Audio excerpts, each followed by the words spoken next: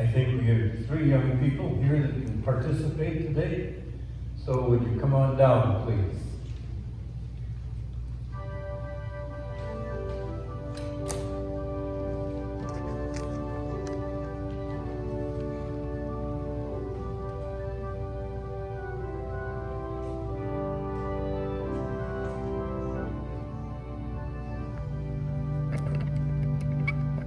Good morning. I didn't hear that.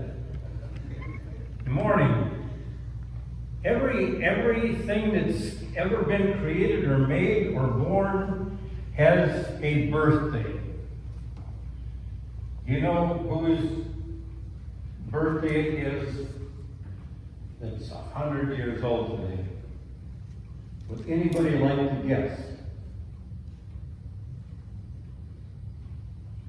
You guess is 100 years old. No, it doesn't have to be a person, it can be a thing.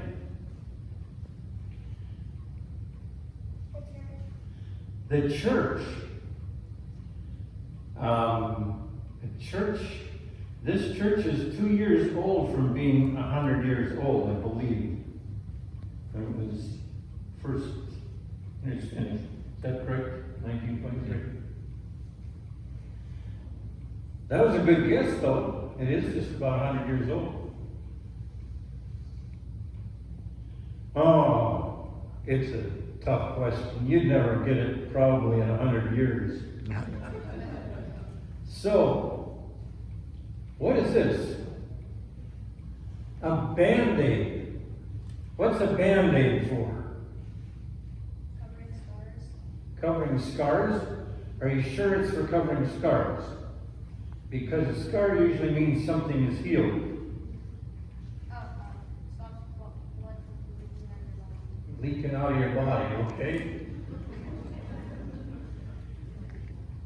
Do you have any idea who created or made the Band-Aid in the first place?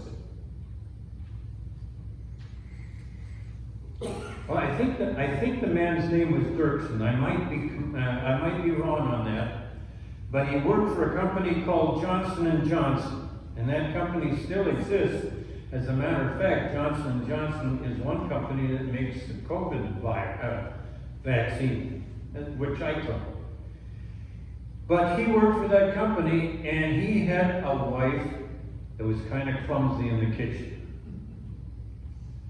And she kept cutting herself and burning herself.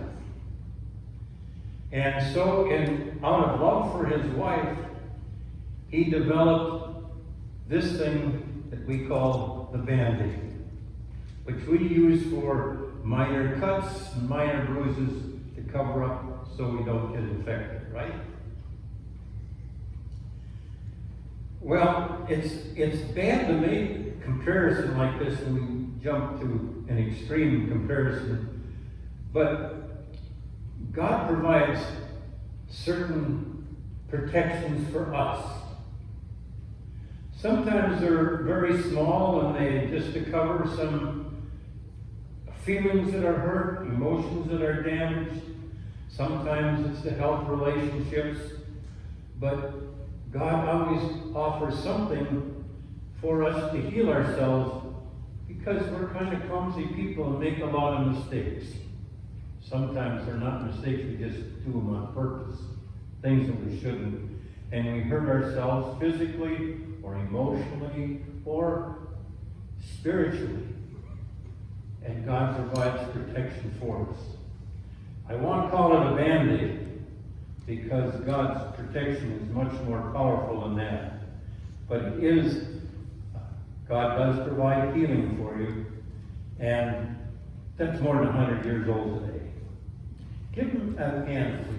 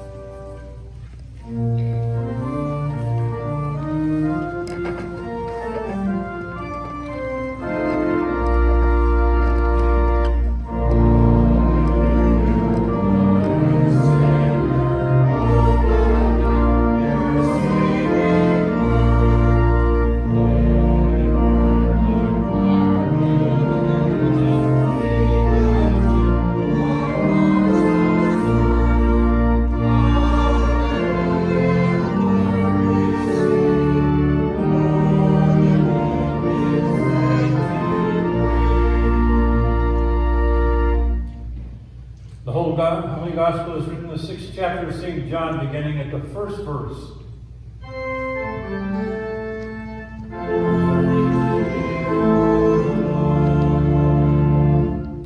Jesus went to the other side of the Sea of Galilee, also called the Sea of Tiberias. A large crowd kept following him because they saw the signs that he was doing for the sick.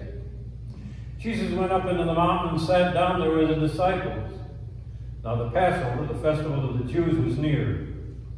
When he looked up and saw a large crowd coming toward him, Jesus said to Philip, "Where are we to buy bread for all these people to eat?" He said this to test him, for he himself knew what he was going to do. But Philip answered him, 6 months' wages would not buy enough bread for each of them to get a little. One of his disciples, Andrew, Simon Peter's brother, said to him, "There is a boy here who has 5 barley loaves and 2 fish. But what are they among so many people?" And Jesus said, "Make the people sit down." Now there was a great deal of grass in the place, so they sat down, about 5,000 in all. Then Jesus took the loaves, and when he had given thanks, he distributed them to those who were seated. So also the fish, as much as they wanted. When they were satisfied, he told the disciples, "Gather up the fragments left over so that nothing may be lost." So they gathered them up, and from the fragments of the 5 barley loaves left by those who had eaten, they filled 12 baskets. When the people saw the sign that he had done, they began to say, "This is indeed the prophet who has come into the world." When Jesus realized that they were about to come and take him by force to make him king, he withdrew himself to the mountain by himself. When evening came, his disciples went to the sea, got into a boat, and started to cross the Sea of Capernaum. It was now dark, and Jesus had not yet come to them. The sea became rough because a strong wind was blowing. When they rowed about 3 or 4 miles, they saw Jesus walking on the sea and coming near the boat, and they were terrified. But he said to them, "It is I. Do not be afraid." Then they wanted to take him into the boat, and immediately the boat reached the land toward which they were going. Here ends the gospel for the day.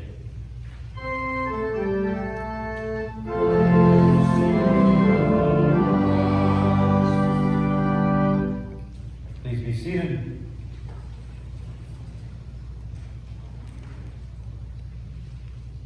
Today I am going to take a little different approach to the sermon than I usually do.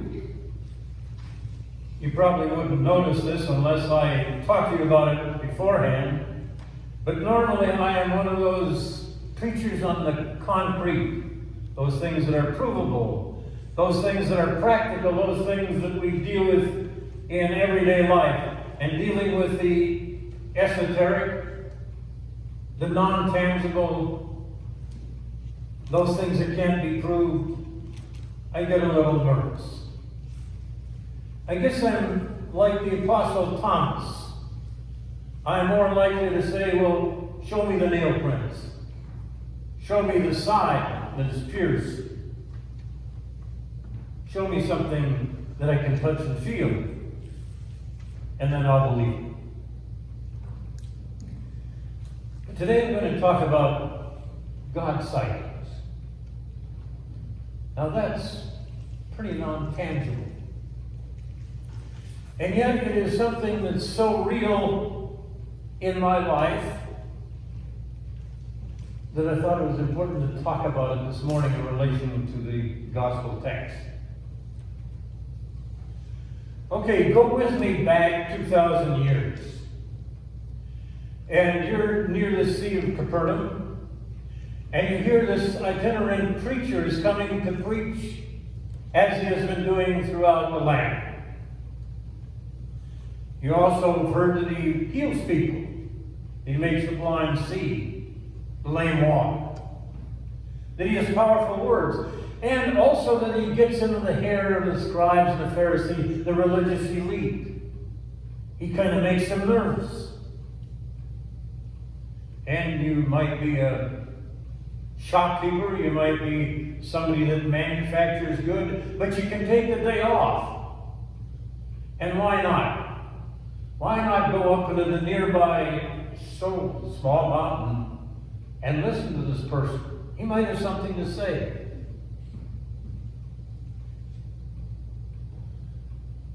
And you sit down and listen to him.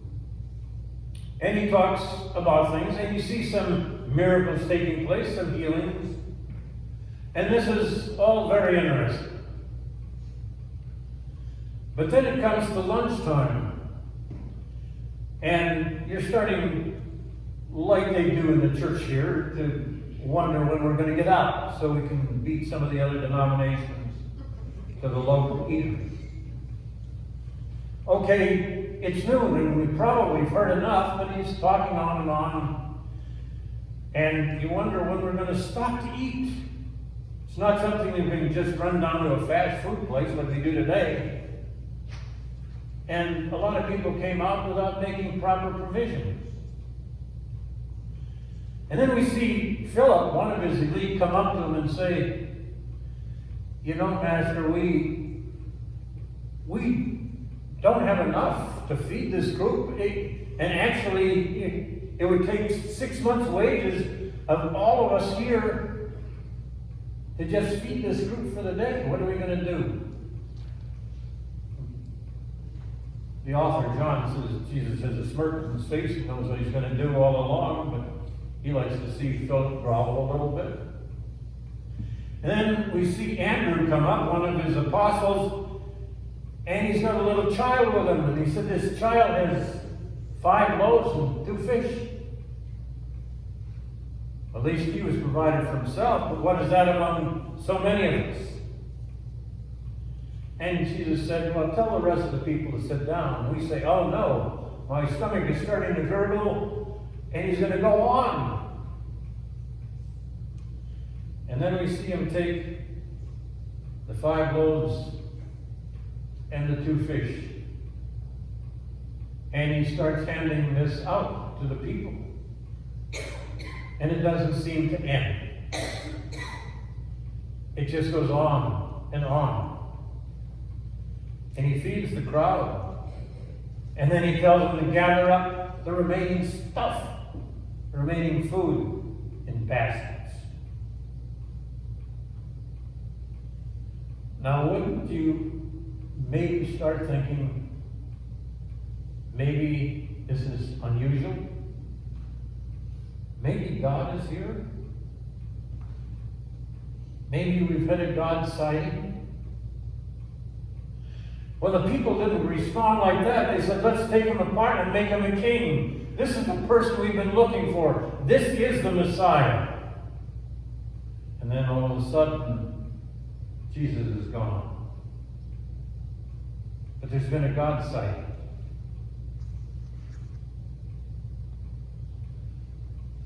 Once in a while, people ask me, do you ever really experience the presence of God in any special way?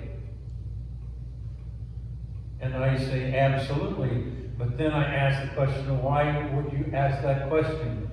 Because normally it's because they have felt the presence in a special way. They don't know how to deal with it, how to talk about it. Because you talk about you've had some special conversation or meeting with God, and people start to question your sanity. We don't like to talk about it. And yet, most of us would.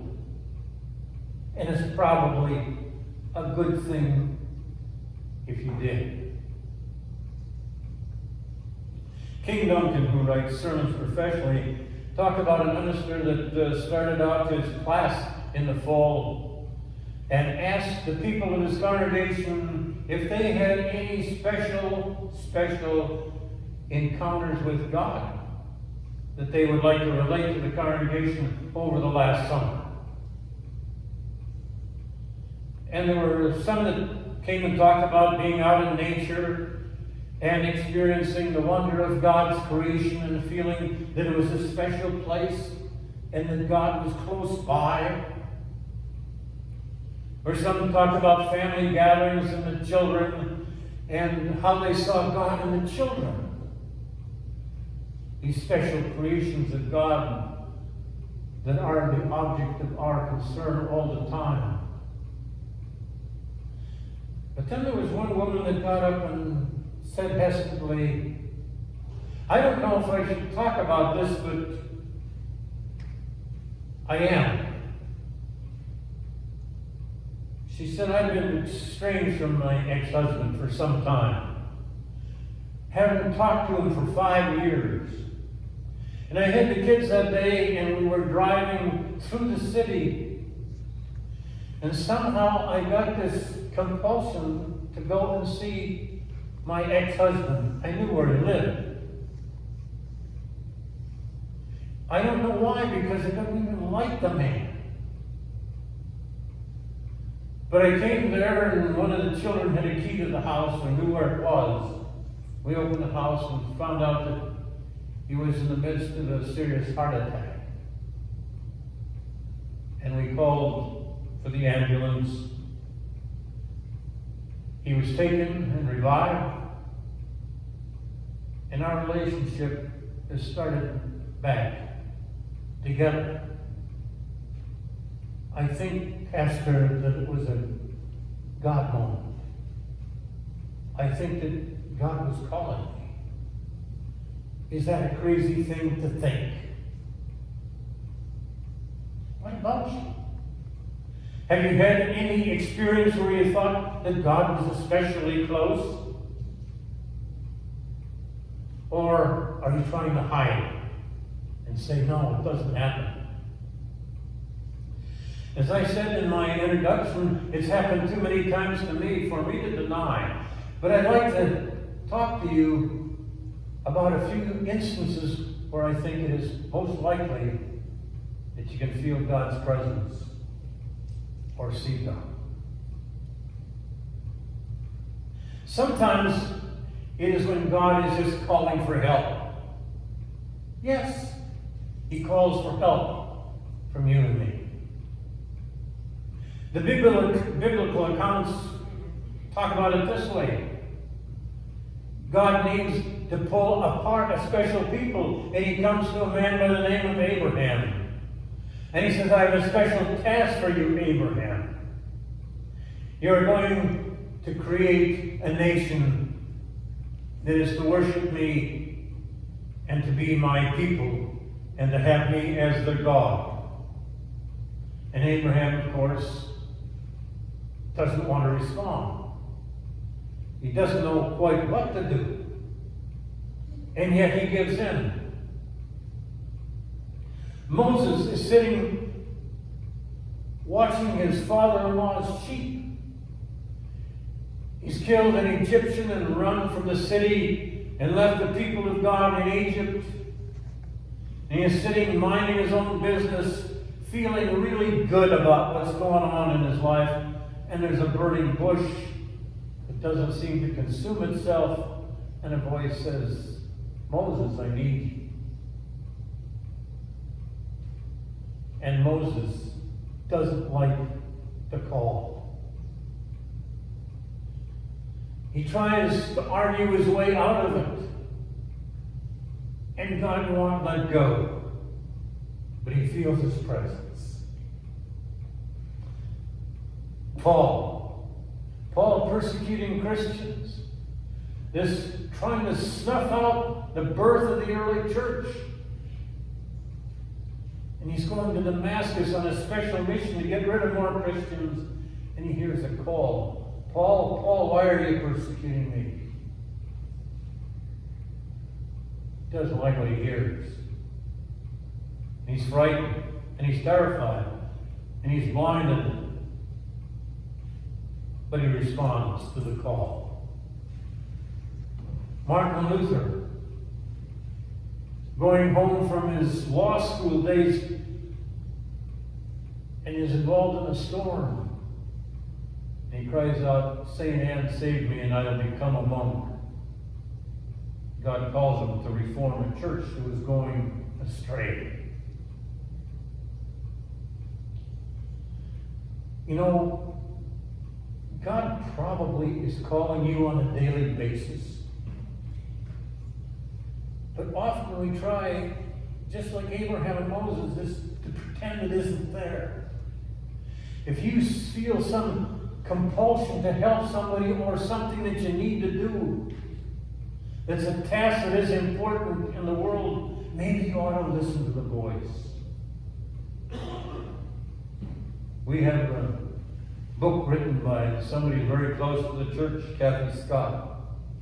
Talks about responding to a lot of calls from God to involve herself in situations she wasn't prepared for or looking for. She calls it a special gift, but I don't know if I agree with that. I just think that some people listen better than others. And sometimes we're called, and I know I've ignored the call on a lot of instances. And then if I've flashed up on the opportunity to do something I was called to do, there's a little bit of guilt. No, sometimes there's a lot. Sometimes we see God in the dynamics of human interaction. When people who are at odds with each other get together again and have a redeeming moment. Remember that event with Jacob and Esau? Jacob had stolen everything from his brother that really was important. His birthright, the bulk of the inheritance, and his father's blessing. And Jacob has run and left, but he has to come back because he's got a mission to do, and he's afraid what will happen when Esau sees him. And when he's a couple miles away, he sends a garrison in to present Esau with some gifts and asks if he will forgive him and let him come back to his home. And you have that incident where Esau comes out and instead of being angry, holds out his arms and embraces his brother Jacob and said, I am too blessed to be mad. I have just buried any resentment or any regret or any anger. And what does Jacob say? Jacob says, I have seen the face of God. And that's what happens in interaction between friends and family members when there is estrangement and they come back together. Somehow they see God in that action. And then sometimes God comes in our helplessness when we pray and we ask for help, and we start looking at it more profoundly than we usually do. Oh, if things are going too well, we kind of forget that we need help. I got to tell you, last Sunday's sermon, I didn't like myself. It was about building walls. It had a good theme, but I just couldn't get it together again. And I said, man, I really messed up. And then during the week, somebody came and said, "No, I'm glad you had that sermon because it'll tie in with the Bible study we're coming up with." God must have been there. I think He's there in a lot of my sermons when I just don't get it or get it together properly. Somehow He gives words as He said He would when He needed them, that people can hear. Most of you who are older remember the name Eddie Rickenbacker. Rickenbacker was a famous fighter pilot for the United States during the Second World War. One of the things that happened in October of 1942 was Eddie Rickenbacker ran out of gas in his airplane and his plane went into the ocean. 9 crew members with 3 boats. And they floated in the Pacific Ocean for 3 weeks trying to stay alive in the burning sun. When they asked Eddie Rickenbacker how he made it through the 3 weeks, he said, "We prayed a lot." But he said there was a time coming, or time came, when we were afraid we wouldn't make the provisions had all run out, we were starving, we were getting cranky with each other, and I said we had to pray more fervently, because we all thought we were going to perish. We knew that some of our company was looking for us, but it looked hopeless. And he said just when it seemed the most hopeless, for some reason, one of the seabirds landed on his shoulder. And evidently it was tired because it didn't resist being taken, and of course they killed it to eat because they were all starving. But not only that, they were able to take some of the intestines and put it on fish hooks and caught more fish. And then the next day it rained and they had water for the first time in 2 weeks. It gave them enough time to survive until the help found them. There was a member of that crew by the name of John Whitaker who was an atheist. And he didn't have any trouble. He said when the plane went down, they got a little irritated at one of the members by the name of John Bartok, who kept reading the Bible all the time, and said he believed that help would come. And he felt the presence of God. He felt the reassuring voice. And John Whitaker said, I just got angry with him. They're ready to throw him overboard. And he said, and then that bird landed on the shoulder of Rickenback. And we had food for the first time in 3 days. And he said, somehow, I felt the presence of something that I never felt before. And Rickenbacker, or Whitaker, became a Christian because other people felt God's presence and showed him what it was to feel God's presence. I think the fourth time we find God's presence a lot is in the hospital. People are nearing the end of life. I've told you about my father's experience where he actually saw Jesus coming toward him. And if that was the only time that I'd experienced that event, I might have written it off. I don't know why. Because my dad was not the kind of person that would see things that weren't there. But I've heard it so many times and described so much in similar terms, it is impossible to refute it. God is present, I believe, and He's constantly nearby. And sometimes He's calling, but most of the times we don't listen. Sean Phillips wrote these words that feel very special in terms of what I just said. Have you ever kissed in the summer rain? You slept with the winds and snows of lane. If you ever heard a lonely train, you heard my voice and you know my name. If you bowed your head when you filled with pride, if you learned of death when a bird has died, if you tasted tears when a child has cried, then you've heard my voice and you know my name. You've heard my voice in the winds of spring, seen my face where the roses cling. I am the touch that the warm rain brings. I make my home in the heart of everything. In the driving rain of a summer squall. When the summer's gone, the night birds fall. And the day is done, and the night birds call. And you've heard my voice, and you know my name.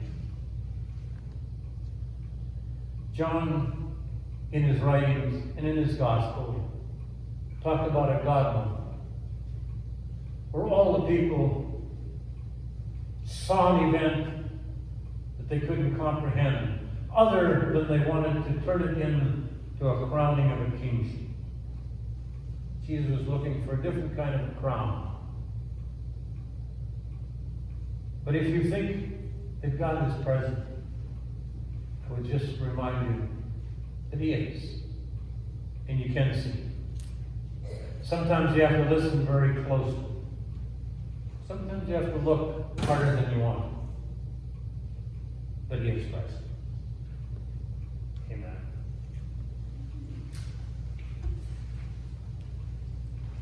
Sermon and Wonderful Words of Life 184. Please stand as you are able.